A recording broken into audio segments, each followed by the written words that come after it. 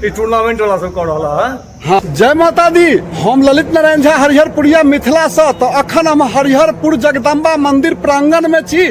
आ देखियो जगदम्बा मंदिर पर में आई मीटिंग छै से आ मंदिर के सब कारबार जे किछु बॉल पंखा खराब छै ओ सब मरम्मत भ रहल छै। तो हम अहाँ के सब गोट गोट के देखा रहल छी, बुझा रहल छी।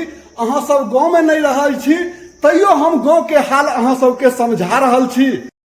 गर्मी तत्ते मिथिला में बेतहासा छै कि देखे छिए हैया मंदिर पर में मिस्त्री जे छथिन से अहाँ के पंखा ठीक कर रहल छथिन, ओकरा लगेथिन। कियाकि एतऽ साँझ सवेरे पूजा होइ छै, आरती होइ छै, तो ओहि में तो भक्तजन के दिक्कत नहीं होबाक चाही।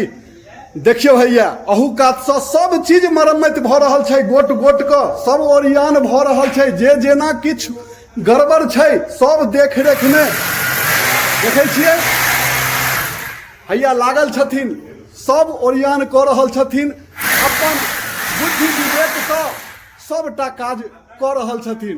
तो मिस्त्री जी की भ रहल छै ने सब काज? हाँ, ई एकदम मंदिर छै, एकरा बढ़िया से नीक ढंग से नीक कर के इच्छा रखबै आ होबे के चाही, छै कि नहीं?